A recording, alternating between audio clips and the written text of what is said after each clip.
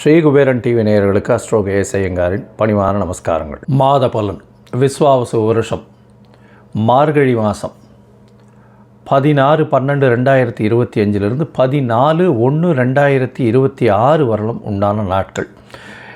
இந்த காலகட்டத்தின் பலன்கள் மேஷம் முதல் மீனம் வரை எப்படி இருக்குன்னு பார்க்கலாம். ஒரு ராசிக்கும் கடைசி மாதம் தட்சிணாயனத்தில் இது அதாவது தேவர்களுக்கு தெய்வங்களுக்கே உண்டான மாதம்.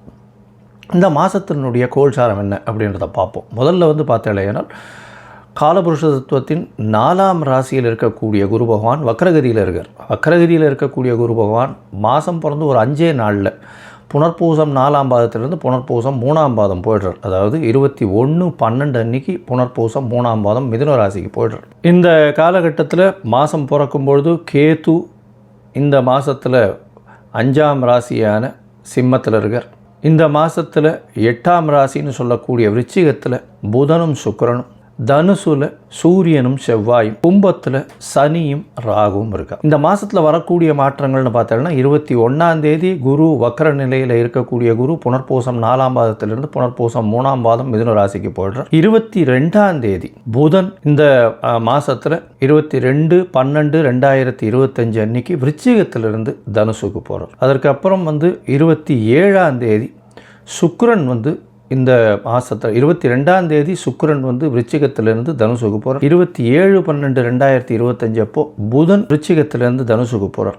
அதுக்கப்புறம் மாத கடைசியில் பார்த்தாலேயானால் 11/1/2025 அன்னைக்கு புதன் தனுசுவிலிருந்து மகரத்திற்கும், அதற்கு பிறகு செவ்வாய் தனுசுவிலிருந்து மகரத்திற்கு 14/1/2026 போகிறார். 21ஆம் தேதி 21/12 குரு வக்கர நிலையில் மாறுறார். சுக்கிரன் 22ஆம் தேதி தனுசுக்கு போகிறார். 27ஆம் தேதி அதாவது 25/12/2025 அன்னைக்கு புதன் தனுசுக்கு போகிறார். 11/1/2026 அன்னைக்கு தனுசில் இருக்கக்கூடிய புதன் மகரத்திற்கு போகிறார். அதற்கு பிறகு இந்த மாதத்தின் கடைசி நாளான 30ஆம் நாள் அதாவது 14/1/2026 அன்னைக்கு செவ்வாய் தனுசுவிலிருந்து மகரத்திற்கு மாறுறார். இது இந்த மாதத்தினுடைய மாற்றங்கள். இந்த மாதத்தில் பார்த்தாலேயானால் 19/12 அன்னைக்கு ஹனுமத் ஜெயந்தி, மார்கழி மூல நட்சத்திரம். அதற்கு பிறகு பார்த்தாலேயானால் 20ஆம் தேதி அன்னைக்கு அமாவாசை, 30ஆம் தேதி வைகுண்ட ஏகாதசி, 2/1/2026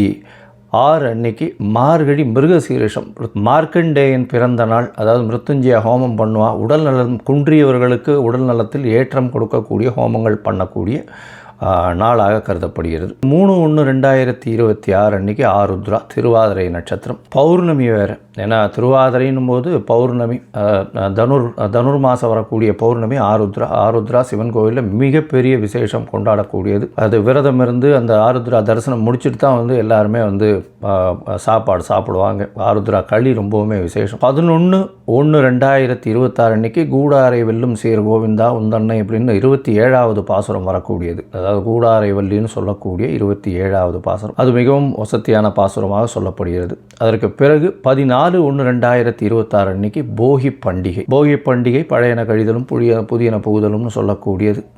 தேவையற்ற விஷயங்கள் எதையும் வச்சுக்காமல் வெளியில் போட்டுட்டு, அதாவது மனசுக்குள்ளே இருக்கிறதும் சரி வெளியில் இருக்கிறதும் சரி அகமும் புறமும் தூய்மை அடையக்கூடிய ஒரு விஷயம். ஏன்னா அதுக்கு அடுத்த நாள் மகரத்துக்கு போகிறார் சூரியன். உத்தராயணம் பிறக்கிறது மிகப்பெரிய ஏற்றமான காலம். எல்லா விதமான நன்மைகளும் நடக்கக்கூடிய காலம். இப்போ நடந்ததை விட அதிகப்படியாக நடக்கக்கூடிய விசேஷங்கள் உண்டு. சரி, இப்போ மேஷம் முதல் மீனம் வரை ஒரு ராசியாக என்னென்ன மாற்றங்கள் என்னென்ன ஏற்றங்கள் இருக்குன்னு பார்ப்போம். கும்பம், அவிட்டம், சதயம், புரட்டாதி, இந்த 3 நட்சத்திரம் 9 பாதங்களை கொண்ட ராசி. ராசியின் அதிபதினு சொல்லக்கூடிய ஒரு சனி, ஆட்சி பெற்ற சனி.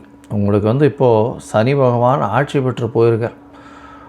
உங்களுடைய அதாவது பெருமை, அந்தஸ்து, கௌரவம்லாம் நிச்சயமாக ஏறும். உங்களுடைய உழைப்புக்கு ஏற்றார் போல் மிகுந்த அந்தஸ்தை அடையக்கூடிய, புகழை அடையக்கூடிய வாய்ப்புகள் அதிகம். அதுவும் ராகு பகவானும் சேர்ந்திருக்கார். அதனால் அபரிமிதமான எண்ண நிலைகள், எண்ண ஆற்றல்கள் இருக்கக்கூடிய ஓட்டம், அதற்கு ஏற்ற மாதிரி ஓடக்கூடிய உடல் வலுவையும் கொடுப்பார். அதனால் என்ன ஆகும்னா, உடல் வலு அதிகமாக கொடுத்து உங்களை அதிகமாக ஓட வச்சு அதன் மூலியமாக உடல் உழைப்பை அதிகமாக கொடுக்கக்கூடிய காலகட்டமாக அமைய போகிறது. இந்த மாதம் பார்த்தீங்களேனால், அதாவது விஸ்வாவசு வருஷம் மார்கழி மாதம் 16/12/2025 14/1/2025 வரலும் உண்டான காலகட்டத்தில் ராசிக்கு 11ஆம் இடத்துல வந்து சூரியன் இருக்கிறது ரொம்பவுமே விசேஷம். பொதுவாகவே தனுர் மாதத்தில் சூரியன் வந்து 11ஆம் இடத்துல தான் இருந்து ஆகணும், வேறு வழி கிடையாது. இந்த மாதம் அதை விட பெரிய ஏற்றம் என்னென்னா 10ஆம் அதிபதியும் சேர்ந்திருக்கார். 10ஆம் அதிபதினு சொல்லக்கூடியவர் முயற்சி ஸ்தானாதிபதியான 3ஆம் அதிபதியும் சேர்ந்து இருக்கிறவர். 10ஆம் அதிபதி 7ஆம் அதிபதி சேர்ந்து இருக்கிறது பெரிய ஏற்றத்தை கொடுக்கக்கூடியது. இது ரியல் எஸ்டேட்டு இந்த விஷயங்கள்லாம் பேசுகிறது, நிலம் வந்து வியாபாரம் பண்ணுறவங்கள்லாம் இருக்காங்க இல்லையா, அவங்க வந்து பெரிய ஏற்றம் அடையக்கூடிய காலகட்டம். அதாவது ரியல் எஸ்டேட்டு, அதை தவிர வந்து அந்த கனிம பொருட்கள், மினரல்ஸு, அதை தவிர எர்த் மைனிங், இந்த மாதிரியான விஷயங்கள் பண்ணுறவங்களுக்கெல்லாம் வந்து பெரிய ஏற்றம் கிடைக்கும். அதை தவிர இரும்பு சம்பந்தப்பட்ட, நெருப்பு சம்பந்தப்பட்ட இந்த மாதிரியான விஷயங்கள் பண்ணுறவங்க, இந்த ஆசிட்ஸு அதெல்லாம் விற்கிறவங்க, கெமிக்கல் விற்கிறவங்க, இவங்களுக்கெல்லாம் பார்த்திங்கன்னா பெரிய மாற்றங்கள் ஏற்படக்கூடிய, லாபங்கள் அதிகமாக இருக்கக்கூடிய காலகட்டமாக இருக்கும். கெமிக்கல்லாம் விற்கிறவங்களுக்கு பெரிய ஏற்றம் இருக்கக்கூடிய காலகட்டமாக அமைய போகிறது. ரியல் எஸ்டேட்டில் வந்து புரோக்கர்ஸாக இருக்கிறவங்களுக்கெல்லாம் பெரிய சேஞ்சஸ் இருக்கும். இந்த மாதத்தில் பெரிய மாற்றங்கள் அவர்களுக்கு நிச்சயமாக வரக்கூடிய வாய்ப்புகள் நிச்சயமாக உண்டு. உங்களுடைய ராசிக்கு பார்த்திங்கன்னா பார்ட்னர்ஷிப் பிஸ்னஸில் அபரிமிதமான லாபங்கள் கிடைக்கக்கூடிய வாய்ப்பு. ஏன்னா 7ஆம் அதிபதி 11ஆம் இடத்துல, அது தவிர வந்து செவ்வாயும் சேர்ந்து இருக்கிறது பெரிய விசேஷம். அது தவிர பார்த்தேன்னா இந்த மாதம் வந்து உங்களுடைய ராசிக்கு 5ஆம் இடத்துல குரு பகவான் வந்துடுறார் வக்கரகதியில்.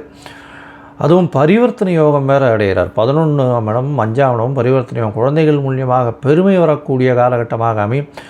2வது திருமணத்திற்கு பார்த்து கொண்டிருப்பவர்கள் இந்த காலகட்டத்தில் நடக்கக்கூடிய வாய்ப்புகள், நடக்கக்கூடியதுன்னா பேச்சுவார்த்தைகள்லாம் முடிஞ்சு தை மாதத்தில் கல்யாணம் பண்ணுவாள்.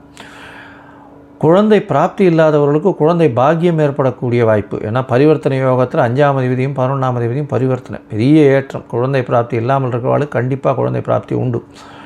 இந்த மாதத்தில் பார்த்தீங்கன்னா 4 கிரகங்கள் உங்களுடைய ராசிக்கு 11ஆம் இடத்துல இருக்குது. சூரியன், செவ்வாய், புதன் மற்றும் சுக்கிரன். பெரிய உங்களுடைய யோகாதிபதினு சொல்லக்கூடியவர் வந்து 9ஆம் அதிபதியான சுக்கிரனே 11ஆம் இடத்துல இருக்கார்.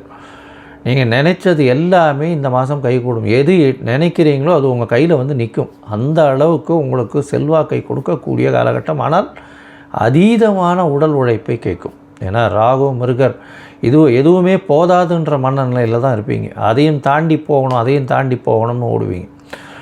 இந்த மாதம் பார்த்தீங்கன்னா பொதுவாகவே இந்த கும்பராசிக்காரர்களுக்கு 7.5 சனியில் ஜென்ம சனி இருக்குது. உடல் நலத்தில் சற்று ஏற்றம் இருக்கக்கூடும். ஏன்னா குரு பகவான் உங்களுடைய ராசியை பார்க்கறதுனால.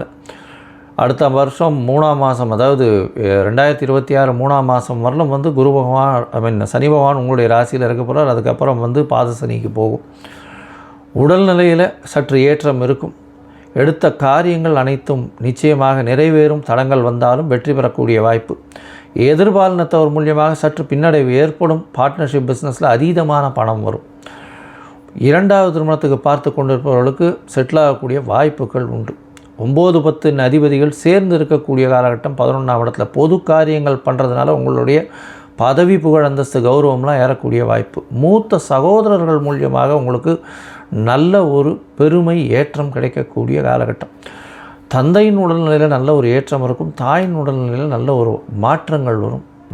இந்த காலகட்டம் பெரிய ஏற்றமான காலகட்டம். படிக்கக்கூடிய மாணவர்கள் வெளிநாடு போகணுன்னு பார்க்குறவங்களெல்லாம் நல்ல ஒரு மாற்றம் இருக்கும். புதிய வேலை கிடைக்கும். வேலையில் மாறுதல் இருக்கக்கூடிய வாய்ப்புகள் நிச்சயமாக உண்டு.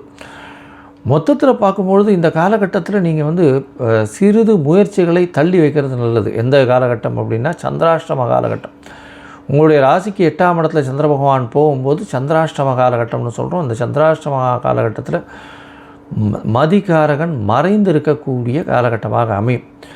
இந்த காலகட்டத்தில் வந்து புதிய முயற்சி வேண்டாம், வெளியூர் வெளிமாநில பிரயாணம் வேண்டாம்னு சொல்கிறோம். ஒரு வேளை பண்ண வேண்டி இருந்ததுன்னா அருகில் இருக்கக்கூடிய விநாயகர் கோவிலில் உங்களால் முடிஞ்ச, அதாவது பால் அபிஷேகத்தை கொடுத்துட்டு போங்க. அது வந்து சந்திராஷ்டமத்தின் தாக்கத்தை குறைக்கும். இந்த மாதம் உங்களுக்கு சந்திராஷ்டம காலம் எப்போ அப்படின்னு பார்த்தோமே ஆனால் 8/1/2026 11/1/2026 வரலும் உண்டான காலகட்டம். இந்த காலகட்டத்தில் புதிய முயற்சி, வெளிநாடு வெளியூர் போக வேண்டாம் அப்படின்றத அறிவுறுத்துகிறோம். இந்த மாதத்தில் பார்த்தலையானால் நல்ல ஒரு ஏற்றமான காலம். நீங்கள் வந்து கால பைரவரை வணங்கிட்டே வாங்கும். ஏன்னா கால பைரவர்ன்றவர் வந்து சனி பகவானுக்கு குருநாதன்னு சொல்லக்கூடியவர். சனி ஜென்ம சனியில் இருக்கிறதுனால உடல் நலத்தில் சற்று பின்னடைவு சில நேரங்களில் வரலாம். கொஞ்சம் அவமானப்படலாம், அசிங்கப்படலாம்.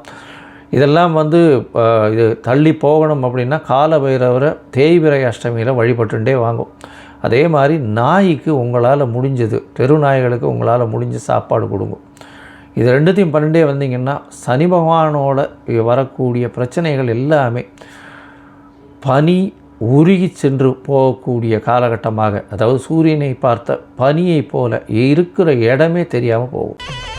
ஸ்ரீ குபேரன் டிவியை பார்த்தமைக்கு நன்றிகள். மேலும் இது போன்ற தகவல்களை தெரிந்து கொள்ள ஸ்ரீ குபேரன் டிவியை சப்ஸ்கிரைப் செய்யுங்கள். மறக்காமல் பெல் ஐக்கானை கிளிக் செய்யுங்கள்.